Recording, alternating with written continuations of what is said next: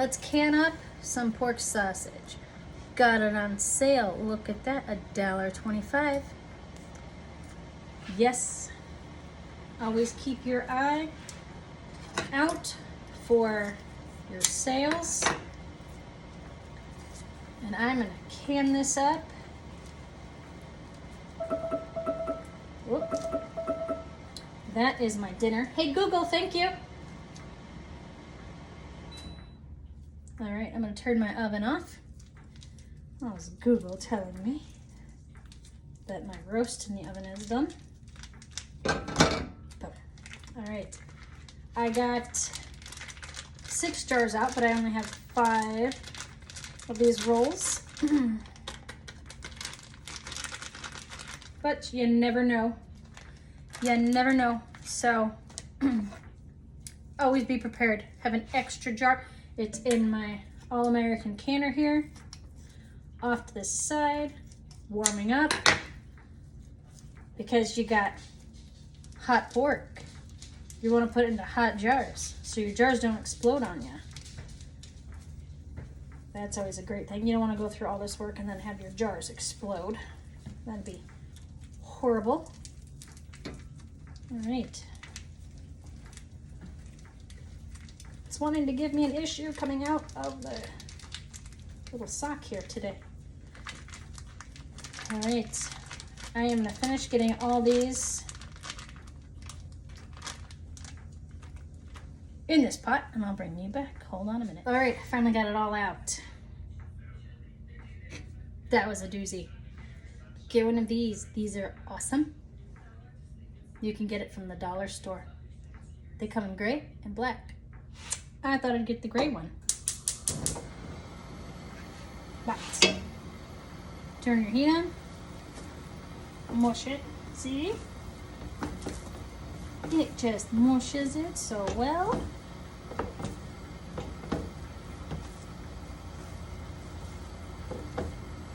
Then we're gonna mush this and cook this. We want it cooked all the way through. Fat, juices, meat juice, and everything. All right. It's gonna take some time for this. I don't think you wanna sit and stare at this until it gets there. So I'll bring you back.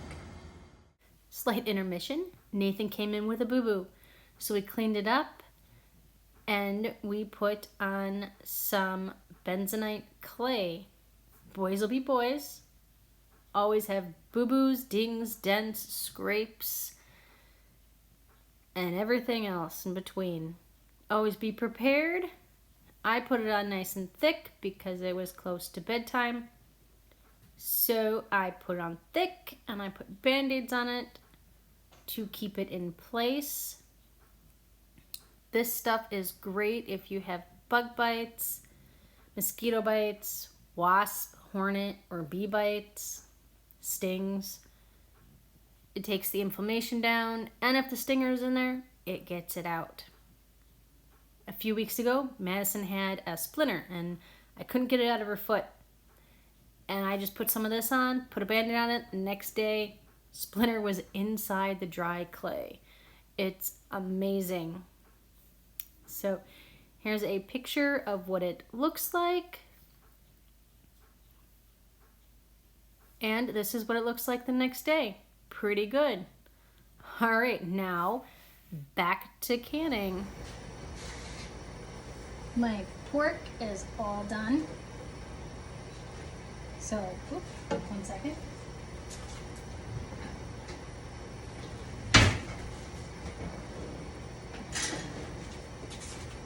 I forgot my funnel.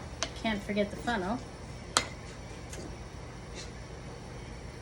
So my pork is all done. I'm gonna put that into my jars. Nice and hot. My jars came out of my simmering canner. Not boiling, but simmering. So don't get thermal shock and have exploding jars on me. Alright, my water is almost to a boil.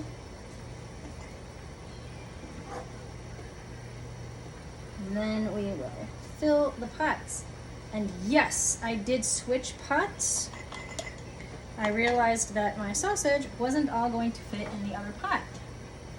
So instead, I was like, I will boil water in this pot and put my sausage in my bigger pot.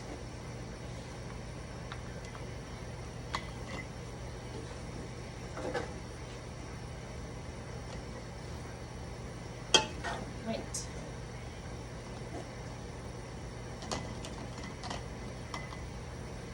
So I am scooping up sausage and sausage fat, juices, meat juices, sausage fat, whatever you want to call it, putting it in there, mixing it all in with itself.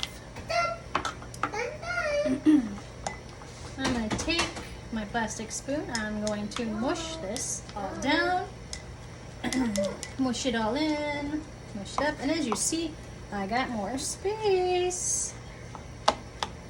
More space is always great.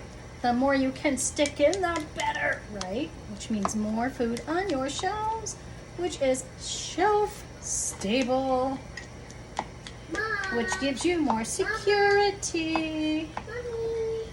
1 second, I gotta check my son's homework.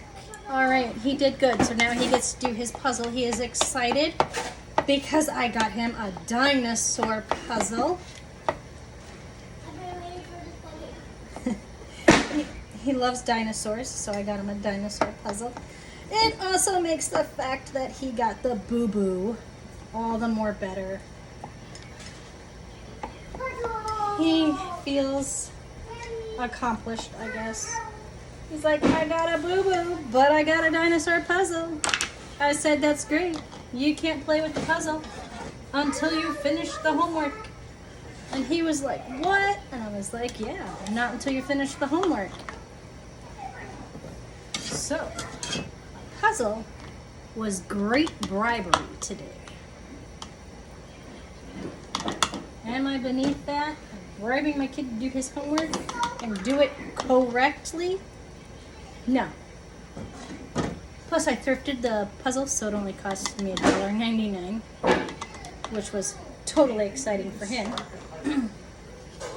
So,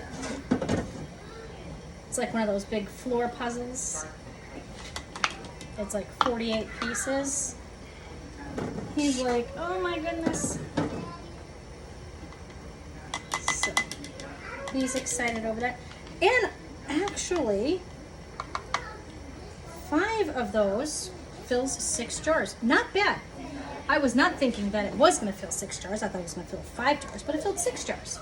So, I'm going to, water came to a boil. I'm going to turn that off. I'm going to see if I can squeeze this little bit left into a few of these jars here. I don't want to overfill them because I want to keep them beneath that first ring. But I want as much in here as, of course, you can squeeze into one of these jars.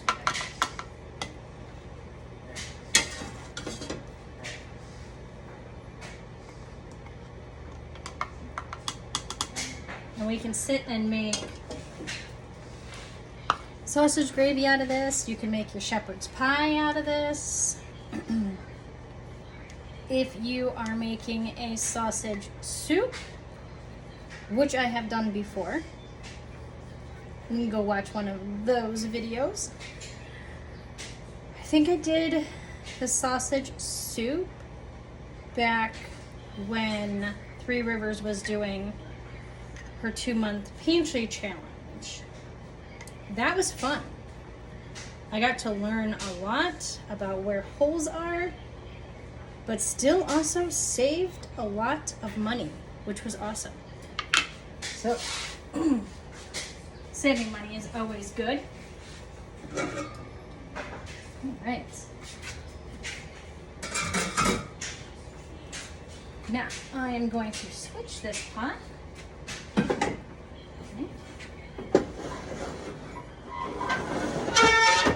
Oh, there we go. With my water pot.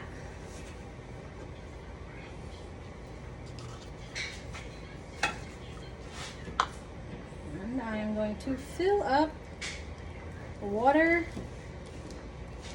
to that line right where the ring level begins. Like my whole inch of headspace, which is great. So we are hot packing this and putting our water in there for our conduit so everything gets cooked properly and safe.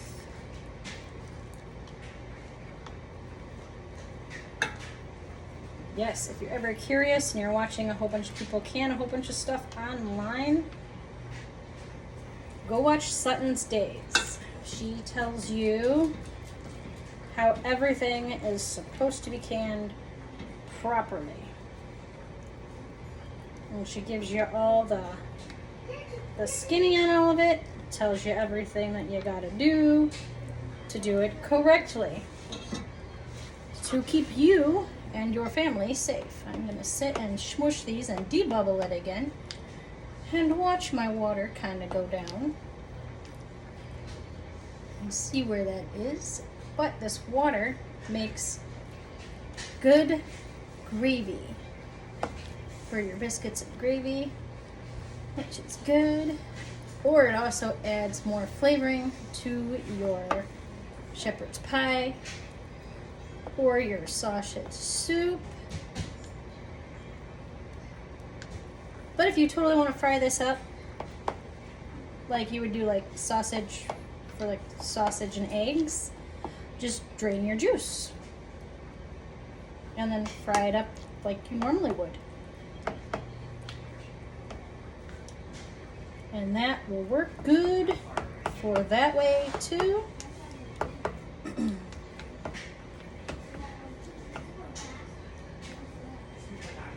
Alright, and I can add a little bit more water to some of these.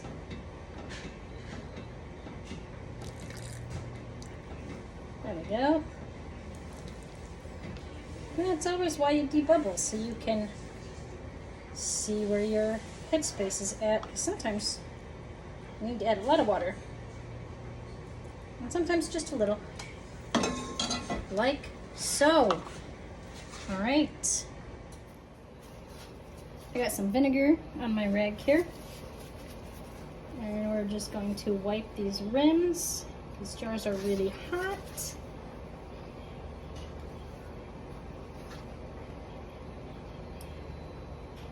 You don't want any of the fat or grease or meat products stuck on your rims. You don't want to go through all this hard work and then go, hey, it didn't work, it didn't seal, and I just wasted all this food. Let's not waste food in this day and age. After I wipe all of them, I like to run my finger over it just to make sure there are no nicks that I missed, no grease, no fat, or no food particles stuck on there. Now I'm going to add my lids to my jars.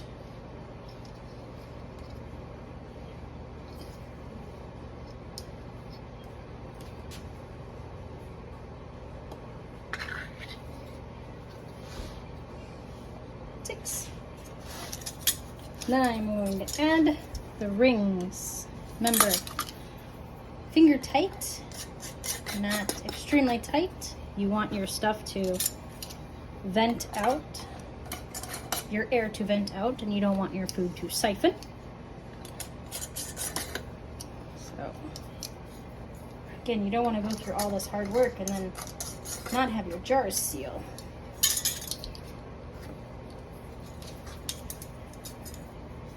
when you can. It is a process of love, and only a canner would know. If your rings are tarnished, like mine, it is because I have really hard water. I do add vinegar to it, which does kind of eat up your rings. But as long as they screw on to onto your jars, then they are good to go. So, if you have a hammer or a screwdriver and it is brand new that hasn't been used, use your lids, use your cans. Let's get these into the hot canner now. I moved over the All-American canner. I'm going to take my jar lifter. I am going to place it into my somewhat hot water. All 6 of these. I will have 6 of them on my shelf by tomorrow. This will process for 75 minutes. And all is good. This thing is a beast. It is big and it is heavy. Alright. Put the lid on, line it up.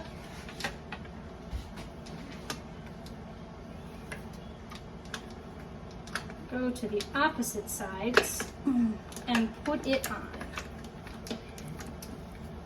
Not all the way tight yet, just somewhat on. You will then go around again to tighten them all the way. All right, now give them a good crank close. All right, there we go. I'm going to turn this heat back on.